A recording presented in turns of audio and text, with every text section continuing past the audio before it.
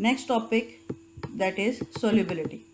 Solubility में से को पढ़ने से पहले हम रिवाइज कर लें ज़रा इस बात को कि जब हमने सोल्यूशन बनाया था तो उसमें दो चीज़ें थी बेसिकली। एक चीज़ जो थोड़ी अमाउंट में थी वो सोल्यूट थी, और जो ज़्यादा अमाउंट में थी वो सॉल्वेंट थी। और सोल्यूट और सॉल्वेंट की अमाउंट का फ़र्क बहुत ज़्यादा ज़रूरी है। अगर एक चीज़ की तादाद बढ़ जाती है दूसरे की तादाद से तो वो फिर सॉल्वेंट बन जाएगी, और जो पहली चीज़ जो पहले सोल्यूट थी वो सॉल्वेंट बन जाएगी, और जो पहले सॉल्वेंट था वो सोल्यूट बन जाएगा। सो इस बात को मद्देनज़र रखते हुए आप इस डेफिनेशन को देखिए। Solubility is when something defined as number of grams of solute, okay, dissolved in 100 gram of a solvent to prepare a saturated solution at a particular temperature। ठीक है, यानी इस दफ़ा solubility, इससे पहले आप मोलैरिटी में पढ़ा था, आपने टोटल वॉल्यूम बनाना था 1 डेसीमीटर क्यूब। इस दफ़ा जो है बात हो रही है 100 ग्राम्स ऑफ सॉल्वेंट की, यानी आपके पास सॉल्वेंट का मैस जो है वो फिक्स है, दैट इज़ 100 ग्राम। ओके, अब सॉल्वेंट के इस फिक्स मैस में से आपने ऐड करते जाना है अपना सोल्यूट। तो जो जितना सोल्यूट ऐड होता जाएगा, अगर ज़्यादा होगा तो सोल्युबिलिटी ज़्यादा है, ठीक है, अगर कम होगा तो सोल्युबिलिटी कम है। So simple and so easy. यानी solubility is a phenomena when something is dissolve in a solvent. ठीक है, अब जैसे नमक और चीनी के किसी चीज़ में डिज़ोल्व होने की आप एग्जांपल ले सकते हैं। नमक, आप अगर एक चुटकी नमक डालते हैं पानी में तो वो हो सकता है आपको उसको स्टिर ना भी करना पड़े और वो उसमें डिज़ोल्व हो जाए, लेकिन वही एक चुटकी अगर आप उसमें चीनी के क्रिस्टल्स डालते हैं तो वो कुछ देर लगाएंगे, उसमें वो भी डिज़ोल्व हो जाएंगे, सॉल्व हो जाएंगे, लेकिन कुछ देर लगाएंगे। तो इस छोटी सी एग्जांपल से आप सॉल्युबिलिटी के कॉन्सेप्ट को समझ सकते हैं कि नंबर ऑफ सॉल्वेंट जो है वो फिक्स है, उसमें जितना सोल्यूट जो है वो डिज़ोल्व होता जाएगा, जितने नंबर ऑफ ग्राम्स, तो वो कहलाएगी उसकी सॉल्युबिलिटी। ठीक है, the next line is the concentration of a saturated solution is referred as a solubility of a solute in the solvent। अच्छा, अब इसमें जो इम्पोर्टेंट चीज़ है इस टॉपिक में, that is like dissolve like. इस बात को अगर आप याद समझें तो मतलब इस तरह से समझ लें कि जो जैसा है वो अपने जैसे से दोस्ती करता है। ठीक है, तो सॉल्युबिलिटी का जो जनरल प्रिंसिपल है that is like dissolve like. यानी क्या मतलब है इस बात का, जो जैसा है वो अपने जैसे से दोस्ती करता है। हमने जो टाइप ऑफ सोल्यूशन पढ़े थे उसमें हमने दो तरह के सोल्यूशन पढ़े थे, या पोलर हैं या नॉन पोलर हैं। ठीक है, तो उसी के अकॉर्डिंगली यहाँ पे बात हो रही है, यानी जो पोलर सॉल्वेंट हैं वो पोलर सोल्यूट्स को डिज़ोल्व करेंगे, और जो नॉन पोलर सॉल्वेंट्स हैं वो नॉन पोलर सोल्यूट्स को डिज़ोल्व करेंगे। इन सब के अलावा एक चीज़ है वाटर, जिसको हम यूनिवर्सल सॉल्वेंट कहते हैं, वो डिज़ोल्व कर लेता है आयोनिक सॉल्ट्स को भी और पोलर सब्सटेंसेस को भी।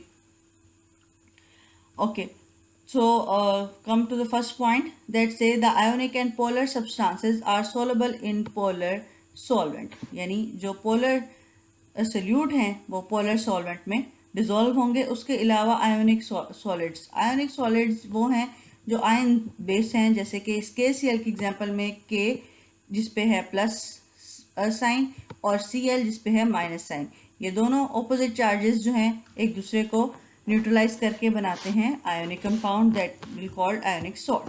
बिल्कुल इसी तरह सोडियम कार्बोनेट की एग्जांपल भी दी हुई है और कॉपर सल्फेट की भी। सोडियम कार्बोनेट ये है और ये है जी कॉपर सल्फेट।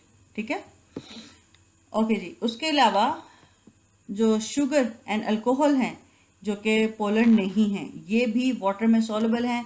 वाटर की ख़ास प्रॉपर्टी जिसको हम कहते हैं कि जी वाटर यूनिवर्सल सॉल्वेंट है, उसमें कॉम्प्लेक्स हाइड्रोजन बॉन्डिंग है जो इन कंपाउंड्स को भी डिज़ोल्व कर लेती है। इसको हम इंशाल्लाह 10th क्लास में डिटेल में फिनोमेना भी पढ़ेंगे कि कैसे डिज़ोल्व हो जाती है अल्कोहल वाटर में। ठीक है, तो अभी के लिए इतनी बात ही इनफ है।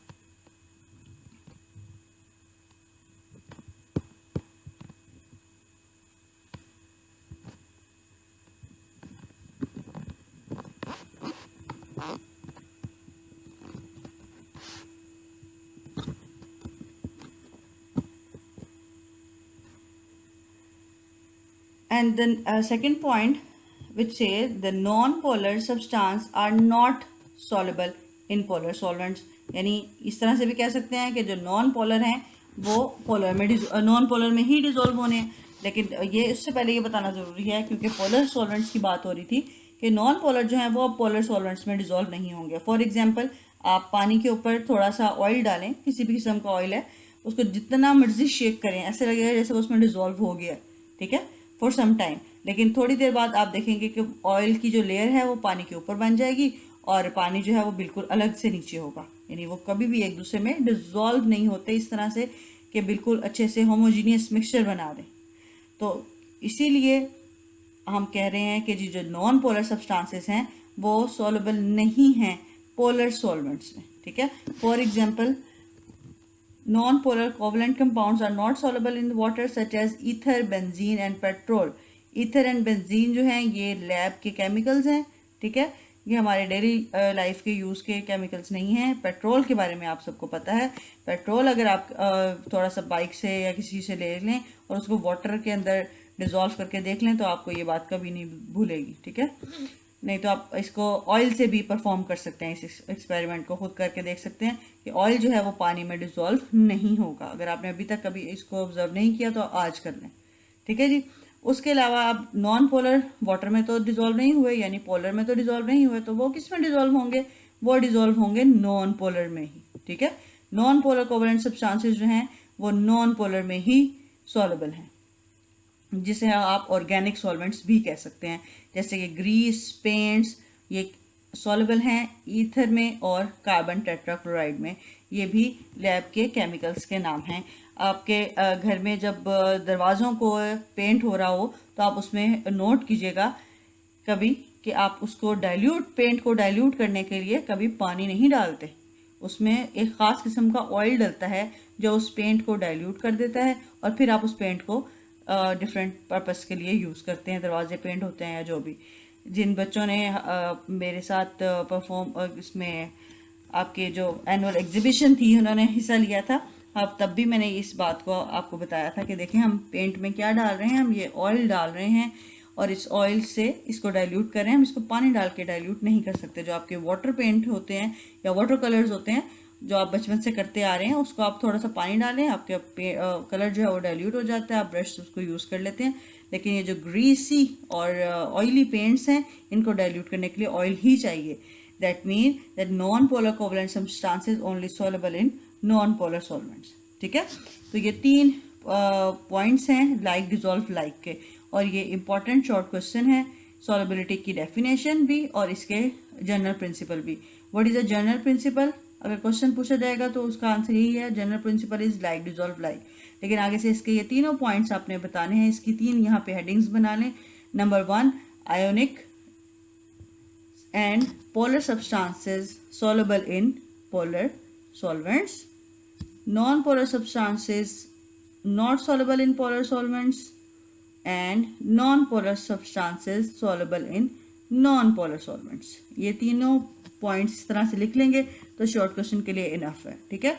लेकिन आपने ये लॉन्ग के लिए भी इम्पॉर्टेंट है, आपने इसको एज इट इज़ पूरे का पूरा इन 3 पॉइंट्स को लर्न करना है, ठीक है। सॉल्युबिलिटी में कुछ और चीज़ें हैं जो हम इसे नेक्स्ट टॉपिक में डिस्कस करेंगे। अभी के लिए इतना ही। Wish you best of luck. इस टॉपिक को साथ साथ याद कीजिए। And that's it for today. अल्लाह हाफिज़।